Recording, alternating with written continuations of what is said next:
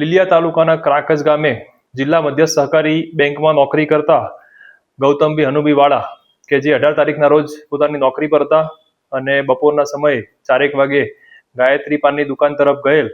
આ દરમિયાન જસદણથી દુકુભાઈ ઘગુઈવાળા, લઘુવીર ગીડા તથા નાગરાજ રણજીતવાળા આ ત્રણેય ઈસમો સફેદ કલરની ગાડીમાં આવી ગાયત્રી પાનની બહારના ભાગે આરોપી નંબર 1 દુકુભાઈ વાળાના દ્વારા તેમને પકડી રાખી તથા અન્ય 2 આરોપી દ્વારા લોખંડની પાઇપ, લાકડી વડે પગના ભાગે, શરીરે આડેધડ ગંભીર ઈજા પહોંચાડેલ, પગના ભાગે અને હાથના ભાગે ફ્રેક્ચરની ઈજા થયેલ.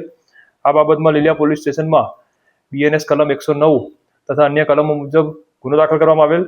તાત્કાલિક આરોપીને પકડવા માટે અલગ અલગ ટીમો કાર્યરત થતા હાલમાં ત્રણેય આરોપીઓની ધરપકડ કરવામાં આવેલ છે.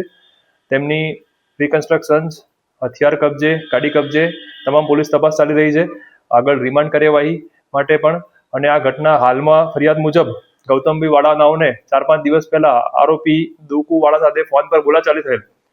એ સંદર્ભમાં હુમલો કરેલ છે. તેમ છતાં ઊંડાણપૂર્વક આની તપાસ કરવામાં આવી રહી છે.